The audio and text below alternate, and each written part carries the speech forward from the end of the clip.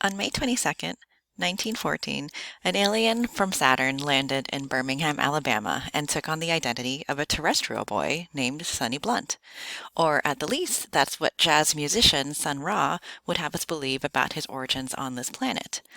To Sun Ra, space is the place for African Americans to find solace from the oppression and inequality they faced on planet Earth. His music, as the pioneering force behind Afrofuturism, embraces the unknown, the ancient, and the potential that African Americans have in the future. Sun Ra would go on to write over 1,000 musical compositions, grace the cover of Rolling Stone, lead a number of jazz combos, and most significantly for us, he became known as the father of Afrofuturism. Defining Afrofuturism is difficult. It's come to represent an aesthetic or a set of principles that influence many different artistic movements and genres, and even political, social, and cultural frameworks. As Ytasha Womack describes it, all of these Afrofuturist approaches propose ways of looking at the future through a Black cultural lens, of imagining Black people as part of that future, whether they're flying rocket ships, wearing spacesuits, engaging with technology, communicating with alien beings, or simply living and thriving in a time beyond today. Although we can credit Sun Ra's earthly form with bringing us the foundation upon which Afrofuturism is built, the term itself first appeared in Mark Derry's 1994 article, Black to the Future. The term then gained further traction with then-student and now professor Alondra Nelson's online listserv in 2000. In Derry's article, he interviews the other person often deemed the father of Afrofuturism, author and living legend Samuel Delany. By the way, it's worth noting that Samuel Delany's grandfather, Henry Delany, was the first Black bishop of the Episcopal Church, and that his middle name was Beard. The article Black to the Future highlights a few key points that Delany makes that can help us flesh out our definition of Afrofuturism. First, Derry quotes a speech in which Delany states that we, as in Black people, need images of tomorrow, and our people need them more than most. Second, Delany attributes this need to the fact that until fairly recently, as a people, we were systematically forbidden any images of our past. Delany thus points out that African Americans have been prevented from accessing their past in a tangible way, and that this in turn means that it is essential that they have a positive vision of themselves in the future. Afrofuturism, then, acknowledges and honors the history of African Americans, Africans, and others of the African diaspora, addresses or attempts to solve current issues related to oppression while also celebrating present successes, and finally, Afrofuturism reimagines these identities and experiences as living on into the future. To oversimplify, Afrofuturism directly responds to misconceptions that Black people do not have a hand in shaping where we are headed, or that the sole Black person who succeeds in the future is the fabulous Lieutenant Uhura from Star Trek. So let's look at some examples, starting with music. Carrying on where Sun Ra and George Clinton and Parliament Funkadelic left off are artists such as Missy Elliott, whose videos often show her planet hopping or engaging in space missions, and Janelle Monáe, whose music examines otherness or alienness, uses digital technologies, and mashes up different styles, genres, and futuristic images. Many Afrofuturist examples and influences also come out of fashion. For example, here's jewelry from Rachel Stewart and a fashion photo spread in Narcisse magazine entitled Those Without Shadows.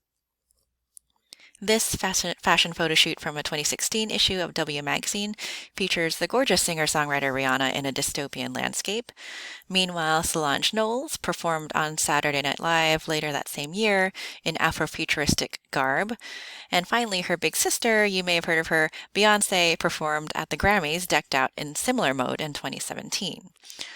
All of these musical artists use fashion that suggests a futuristic or even celestial imagery, while also hearkening back to symbolism from ancient Egypt and Yoruba or West African traditions.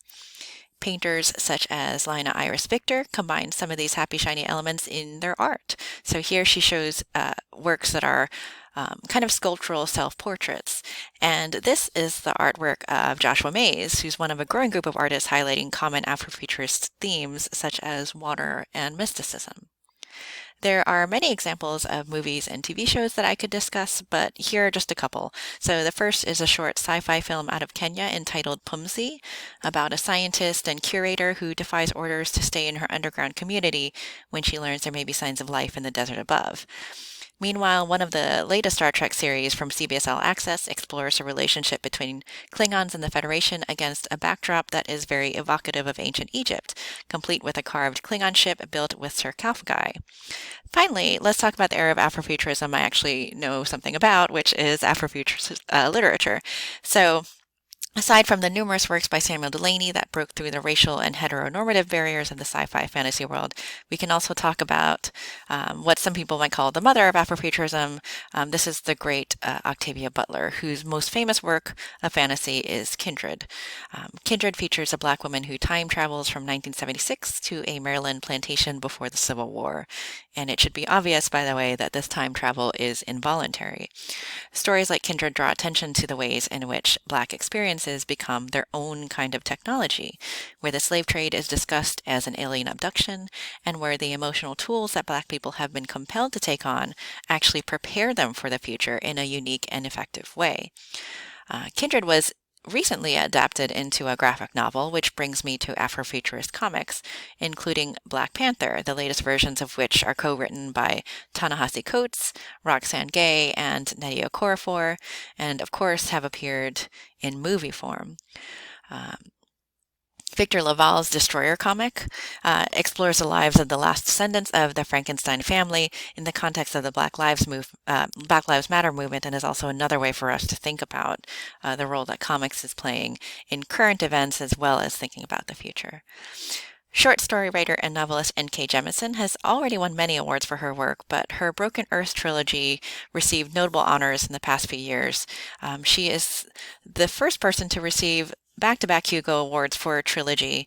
The Broken Earth trilogy is one of my favorite trilogies, and here are a couple of headlines. So this one is from Ars Technica, claiming that you don't need to read any other series this year. And the other, from the New York Times Book Review, announces that Jemisin has pretty well conquered the epic fantasy scene with these books. The Broken Earth trilogy deals with issues of importance to Afrofuturism, such as the environment, otherness, belonging, and inheritance. The opening book in the saga, the fifth season, is in my top list of favorite books. As both N.K. Jemisin and this author, Nnedi Okorafor, show, Afrofuturism is definitely getting a lot more attention lately. Okorafor was born in Cincinnati to Igbo Nigerian immigrant parents, and her work often incorporates all of these influences under the genres of sci-fi, fantasy, speculative fiction, and young adult literature. Her novel and its trilogy, Binti, the first of the won a Hugo Award and a Nebula Award, among others. Meanwhile, her 2010 novel, Who Fears Death, takes place in a post-apocalyptic Sudan and is in development as a TV show on HBO. It's being executive produced by George R. R. Martin, who you may have heard of for a little fantasy series known as Game of Thrones. What these increasingly prominent successes in Afrofuturist literature and culture suggest is that this work can appeal to and comfort many. In fact, Professor Elizabeth Reich states that by interacting with Afrofuturism, we are watching the future change in the present. The alternate realities that these stories, images, and approaches take on help its audience of particularly Black people make sense of the sometimes odd and scary contradictions of this reality, which are marked by issues such as environmental strife, racial and economic inequality, and so on.